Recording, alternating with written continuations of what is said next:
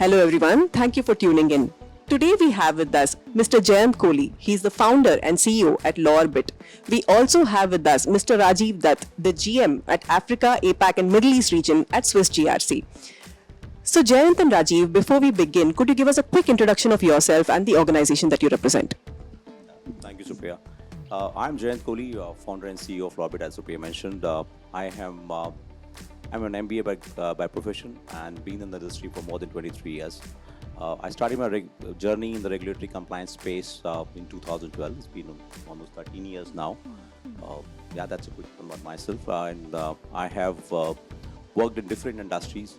Started my career within education and then moved to IT, where I develop products.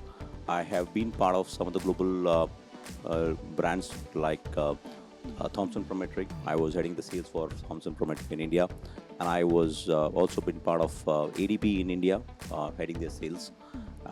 Before I jumped in to an entrepreneurship bandwagon, and I started Lawrbit. That's been my journey so far.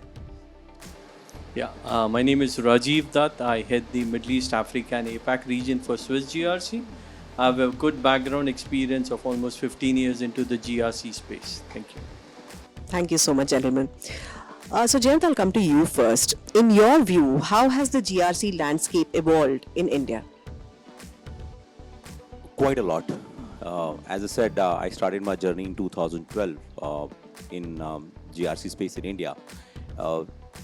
There's a Companies Act 2013, which was getting introduced in 2012, which has a specifically mention about the organization of a certain size and scale needing a regulatory compliance space solution, which triggered the requirement of a GRC in India.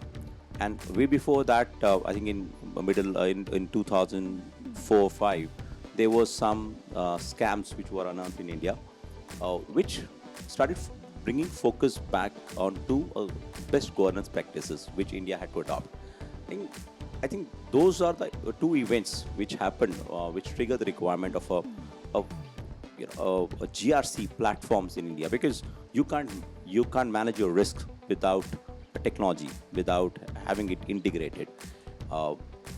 And from there, way back then in 2012, when we were going to the clients, talking about regulatory compliance technologies or GRC, these are fancy words for us. And only few clients, large ones, they were seriously thinking about any technology intervention. But now, one thing which has changed is that people have realized, accepted that they can't do it manually. The boards have started, they have accepted that they can't do it manually. They can't rely on manual intervention, because any manual intervention today, or any manual intervention any point of time, can be manipulated. You can't have any data coming out of Excels being shown to the board. You can't rely on them. So you need an authenticated data wherein everybody has collaborated, and that need has been identified by the board, by the directors, by the investors. It's just the right solution being available at that point, to them, with scalability and with right kind of partners who would be able to walk the journey with the clients in the change management. Because adopting a technology is not just about spending money, having a budget, but it's a change management process, because everybody has to change the way we think. I'll give you a very classic example. In India, there was a time when we were very, very against UPIs. Nobody is going to adapt to UPI. But when people at the ground level, they started making payments and accepting payments through UPIs, that's when the real change happened. Same with GRC. The real change does not happen at the board meeting. The real change happens on the factory floor, when we are on your on your office with a junior most person who is actually a custodian of your risk, of your compliance, who has to adopt to this technological change and make it a part of his life. Now you need a right kind of a partnership to be able to live this change. And I think today the board has accepted that they need it. The board has accepted that they are committed to bring this change. Massive change from the last 12, 13 years since, I would say, what has been the cycle of India GRC space. And we are progressively moving towards it. And today, if you ask me, there was a time when only large companies used to think about a compliance software or a technology intervention. Today, even smaller ones, the startups, are also saying, I can't manage it without any technology intervention. Yes, we are progressively moving on this. Thank you so much, Jyant. On that cue, Rajeev, I'd like to come to you. Swiss GRC is a leader in GDPR implementation and GRC solutions. So I'd like to ask you, what are some of the most pressing challenges that organizations face, especially in navigating the evolving regulatory landscape, and how can they overcome them? I think it's a very hot topic nowadays of the regulatory changes coming into force by different regions, different geographies. Right. A lot of regulations are coming in, new regulations are coming in, and at times there are difference between them. Right. Say if you have read about a UK operational resiliency and a DORA, though it's similar, but it's still different. You need to understand the minute things on it, how it needs to be done or it needs to be handled. So that's where the lot of changes coming in, and very fast changes are coming in nowadays. It's becoming difficult for clients to keep pace with the regulatory changes coming in, right? And so that's the reason, from a traditional approach, which was, just to checklist, we have something for compliance and we are doing it. That approach is changing. Now people are looking at for a more integrated from a risk perspective. They need to look into that aspect out here. So a bigger picture, what are moving in from a reactive stage or to a proactive stage, and the system should proactively tell you where they are heading, what are the risks and what are the consequences or penalties which could come in. So this also becomes very important.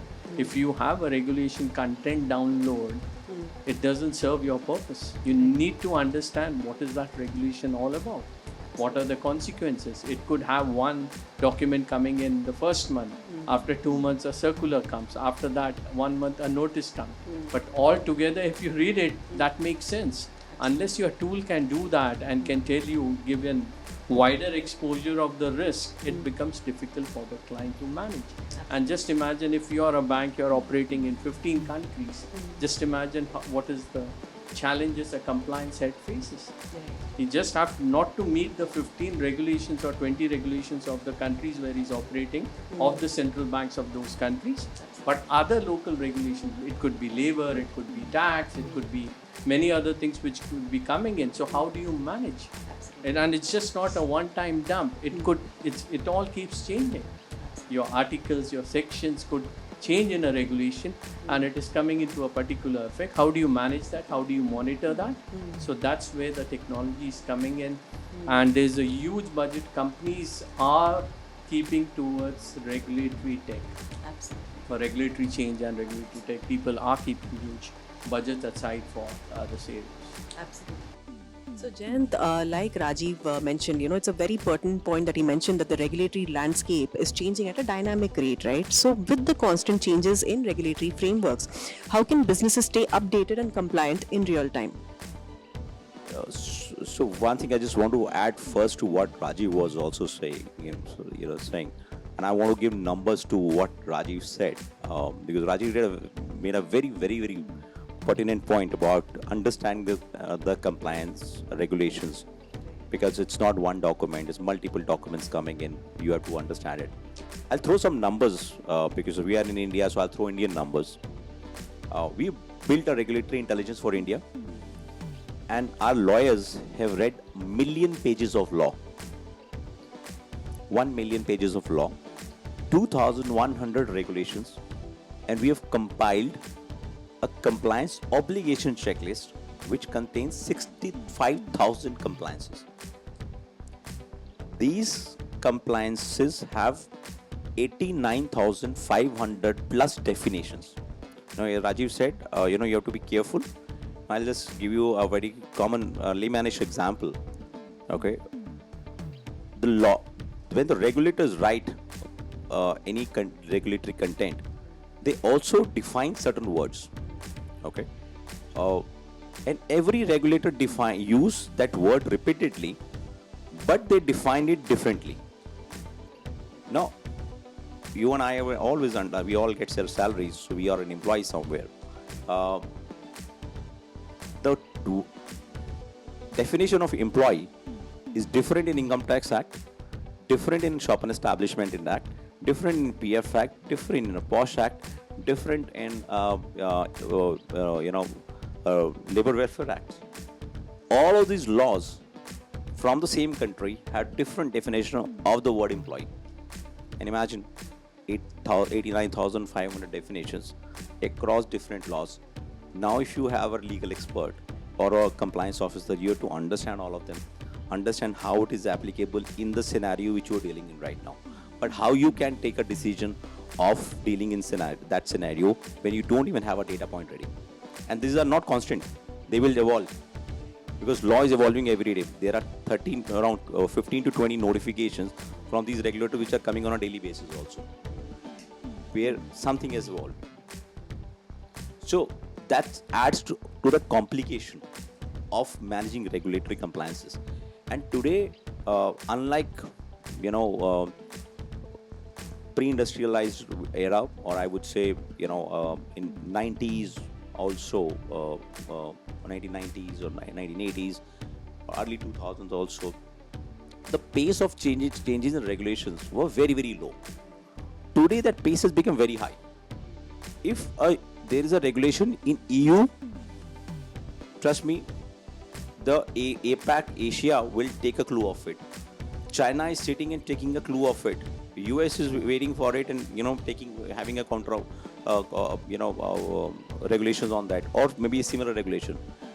When GDPR came in Europe, today there are 100 odd countries which have come up, either already have come up with a data protection regulation of their own, or it is in the process of getting notified, or it's a draft bill which has already gone in.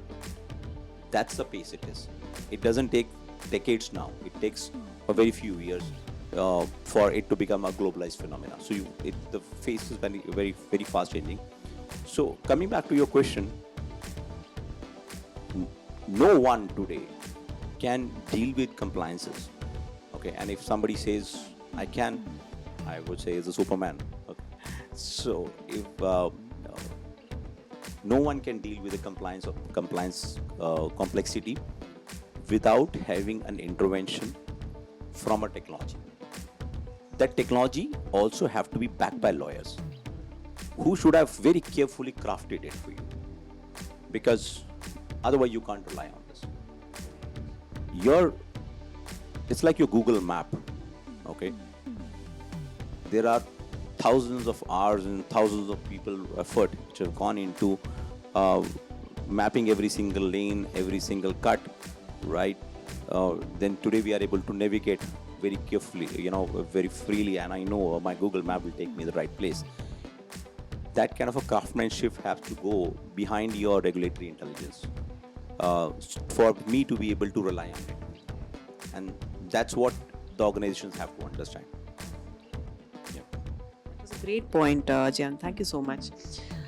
So, Rajeev, on this cue, I'll come to you. What are some of the key success factors that organizations need to factor in while considering GRC solutions? I think the first thing is don't try to boil the ocean, right? You need to understand what's your main objective your company wants to achieve. What's your pain point area? Pick up those areas, roll it out, implement it out, roll those modules first, because that's your pain area, and show it to the management also you're getting returns. Yeah, and they can see the returns from the GRC too, right? And then add on the other modules which you want to go in for it and implement it. So that's the one way of doing it. You should be very clear. Your clear objective should be there. What you need it, what's your pain point area, which needs to be addressed first, and go it in that approach. So not with a big bang approach, because then it could take a lot of time, and you have a lot of cases of GRC failure when there is a big bang approach taken. You have, because then at times people lose patience, and suppose your key resources who are driving the project, they quit the company. Then you start again from back one, so your timeline increases like anything. So that's our advice, and to our clients also, we guide it in this route. True. So, Jyant, I'd like to talk to you now, and I'd like to understand a little more about your partnership with between Lawrbit and Swiss GRC. Like you rightly mentioned, we have a technology here that is backed by lawyers, and you also rightly mentioned that a regulatory compliance is something that is region specific, right? There's no one size fits all kind of an approach. So, how does the partnership between Lawrbit and Swiss GRC aim to address region specific compliance challenges, especially in highly regulated industries? So, very valid point, and you emphasize on the words highly regulated in industry. So, one thing I would want to say first, I think we'll have to move beyond a concept of highly regulated industry needs compliance intervention. I think compliance is applicable on everyone. More regulated you are, more resources you are. So, if you are if you go to a bank, they will have a large team of lawyers backing them up. They still need it. Okay. You go to a small, you go to an IT company or a GCC setup, they may have one person, but again, 80 laws applicable. You need an intervention there also, because the quantum of compliance are so that whatever size of team you would put, you cannot do it all on your own. Okay, so where I see a synergy, and I want to give you an analogy. See, today is a time when every individual, okay, needs an integrated software solution. Okay, when I'm not talking about technology. I said everywhere. I want to buy a house. I want somebody to build a house, decorate it, and give it to me. I move it with my clothes. Okay. How can you imagine a business, wherein I go take it? So, oh, I have a software, and I please go and buy a regulatory intelligence somewhere. Please bring somebody else to read it for you, and then you spend two years in figuring out how to use it, and then you realize that, oh, this is not working, so let me go for an alternate. The organizations, because today time is value. Time is it has a lot of value today, because the way competition is increasing, you have to move very fast. So you need the businesses, the industry need a solution which is integrated. What Lawrbit brings in, we have a legal expertise. We have a team of lawyers who have carefully read millions of pages of law across 70 countries globally, which covers Americas, US, Europe, Africa, Middle East, APAC, Australia also. India obviously is our home country, so we are the champions here. Across these 70 countries, we have created a database of 5,000 plus regulations. Again, millions of pages of law we have read, and we've carefully crafted a regulatory intelligence which is easy to understand for anyone who has to comply with them. Okay, and when it integrates with Swiss GRC's integrated GRC platform, it makes a lot of sense for the end user, because as Rajeev mentioned, compliance is not a checklist anymore. Okay, and we have to really carefully understand the laws and compliances are not straightforward. The regulator's expectation from compliance is not straight. Somewhere the regulator is telling you, hey, get this approval. Okay, this approval I'm giving you only for 2 years. Okay, so you have to remember the expiry date. Somewhere is saying, okay, I do this filing every month or quarter and fine. Great. Somewhere regulator is also expecting you to follow some process, follow some policies. Now, when you build this policy, you have made line items, which if all of these line items have to be adhered by every person in the organization. Now, if all the data has to come together, then you can say, yes, I'm complying with this. Somewhere it is saying you do this, you have this obligation. If such and such thing happens, you have to understand the intricacies of the regulations, of the compliance. It cannot be weaved, understood without an integrated GRC platform. Swiss GRC is integrated platform, Lawrbit regulatory intelligence, which is crafted by the lawyers and with a real-time change management. It brings immense value to for any organization, and it saves them a lot of time in deploying these softwares and getting the ROI out of it. That was a great overview into the partnership. Thank you so much, Jyant. So on this cue, Rajeev, I'd like to come to you. So now that we know what the partnership is all about, right? I'd like to ask you, how do you see this partnership growing and shaping the GRC landscape in India? I think it's an important question, and when we came to India, we saw the regulation landscape very complex, very, very complex. As Jyant mentioned, over 60,000 plus regulations. You're talking about the central level, then the state level, then shop and establishment, employee, company regulations. It's chaos. It's too much. And that's the reason we said we need a solid content provider, which can, certainly India being a complex when it comes to regulatory content, we needed a solid player from India also who knows the India regulation pretty well, because players from Europe or Americas, they cannot address this kind of content and the quality what we saw in Lawrbit, because we evaluated other products also before looking at Lawrbit, and that's where we saw the difference. And it's just not India, as Jyant mentioned, they cover a lot of other countries, 70 plus countries he mentioned.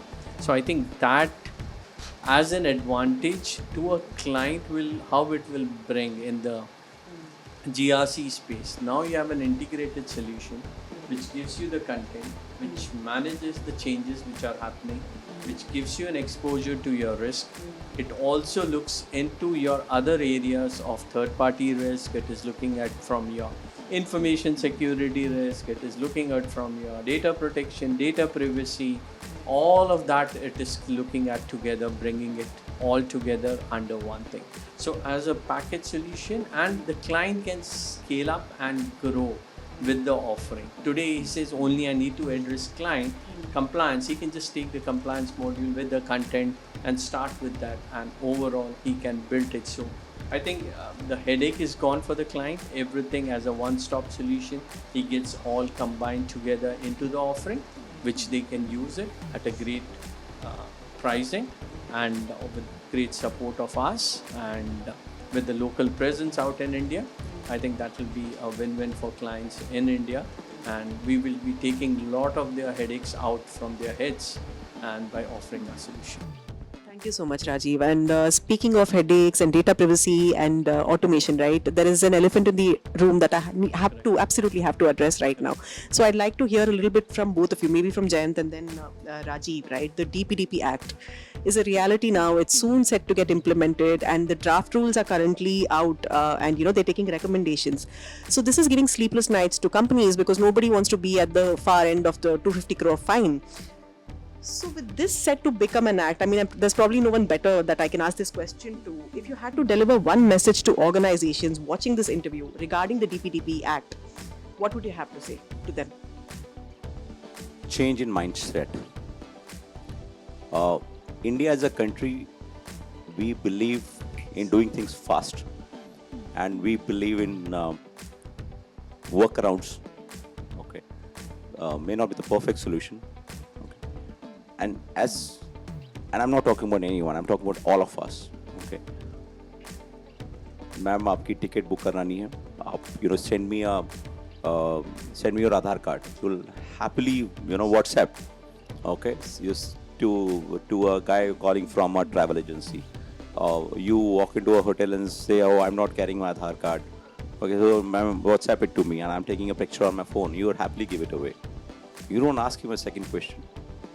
that's a mindset change which we have to bring, because now this is a breach of the data privacy. This breach can happen at any level. It's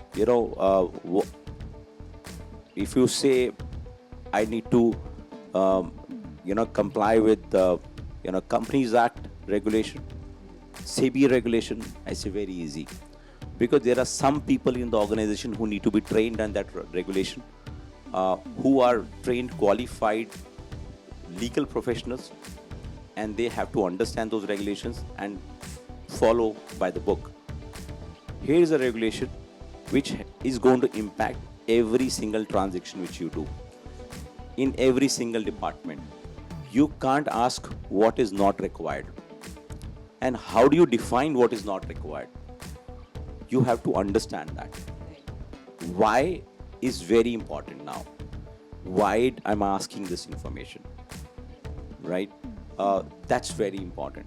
And this is going to happen across organization. I would say today, if you have, let's say in any large organization today, you are having at least 25 to 30 softwares, and you go to highly regulated, I'm saying is you go to banks, maybe there are 300 applications working at the same time, and each of these applications have some personal data of either your vendors, your clients, your employees, your past employees, anyone. Okay, these informations are stored here. How do you understand what is the personal data? How do you understand how to treat that data? What are the leakage points of those data? You have to understand each transaction point. You have to fix it at each transaction point. Today, these applications, the softwares are being built by software developers without having a lawyer in his opinion on this. We say we are an IT hub for the world, and we have developed more software than the world combined together, right? I'm sure. I don't have the exact numbers, but I'm sure we must have as a country. But when a technology guy is developing a software, he doesn't consult a lawyer. Today he has to understand, can I ask this question? Do I need to ask this question? Do I need this information or not? And I can't have a standard disclaimer. Okay, this is going to an ambiguous disclaimer. You have to be, and it's not, again, this data protection bill act will not be applicable for any of your future technology products. It will be applicable for everything today. So if you have 30 applications running in your company today, the changes are required in each one of them, so that you can comply with all. So there's a huge tech involvement. There's a huge learning curve which is required, and the checkpoints at every place which needs to be built. It's a massive change. I would say, if in India, from a regulation standpoint, in our memories, if we talk about the biggest change in our legal setup which has come, we say GST. Okay, but I say this is far bigger than GST, and multiple times bigger than GST, because GST still impacted few people who had to file taxes. But this is going to impact. So imagine a bank or an insurance company or a credit card company. You have thousands of salespeople who are collecting data. Everyone has to understand the why, and they have to be very, very cautious about everything. So, are you going to give them, such devices which would not allow them to take certain information and restrict the information, or what you're going to do? You want to change your processes? Everything has to evolve. That kind of a security net has to be built in, and then you have to prove it. It's not that, okay, I have said this is being taken care, and it's a time of social media. I can record any video of any bank guy taking my details on his personal phone and publish on social media, and if RBI gets to know this, they can take a suo action against the bank also, and this fines could be in crores of rupees, because one audit point can open multiple trails. So this is a massive shift if you really say in terms of how the regulations are going to change, how we have to deal with the current set of technologies which we have. No, the legal team cannot sit in silos and say, okay, I have drafted my policy. Tech team cannot sit in silos and say, I have implemented my SMS. Every function, be it HR, finance, technology, sales, marketing, procurement, everyone has to sit together, understand it, and implement the changes are required under the DPDP Act across the organization and within the timeline, and also be in a position to prove the adherence, because this is going to be one of the most costly non-compliance if it happens that way. Those were really great points. I mean, change in mindset and breaking the silos to implement the law. So, Rajeev, would you like to add something? No, I think Jyant has summed it up well. I will just say that where the technology comes in is the complexity. Is just this is what the DPDP wants it, but how are you going to manage in your organization, right? How do you manage your impact assessment?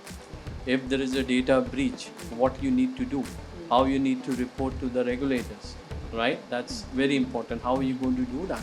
Or for some matter, your customer says, I don't want to do any business with you. Please remove all the data what you have stored against me. How do you do that? Do you know where the data is first line? Right? Or your employee leaves your organization. He says, remove all the information. Right? How are you going to do that? Right? Your information is being shared by so many people. Right? How many people in your organization get access to your details? Yeah, your details about your every biodata of yours is there with the HR team in your company. The finance guys knows your bank details because he's transferring the salary to you, right? Every information is with them. And then suppose your company is giving you insurance, you give all the details of your Aadhaar card or passport copies, every detail, salary, how much you are earning, everything goes to the insurance company. So you see how much of data is going, how are you going to manage? And where all the data is going, how are you going to manage in the tool? How the tool should be able to tell you that. And then basis on that, you can do an impact assessment. So this all where the technology comes in, we help in do it. Because I'll give you a simple example. GDPR being common for EU, but each of the country in Europe has their own data privacy regulation. Switzerland has its own regulation in spite of GDPR. France has its own, Italy has its own, so it brings in much more complexity, and without technology it's not possible to get and keep track of all of this. Fabulous. I must say, gentlemen, thank you so much for your time. It was an absolute pleasure talking to you. I'm leaving this interview as a much more enlightened person. I'm sure our audience will as well. Thank you so much for your time. Thank you. Thank you.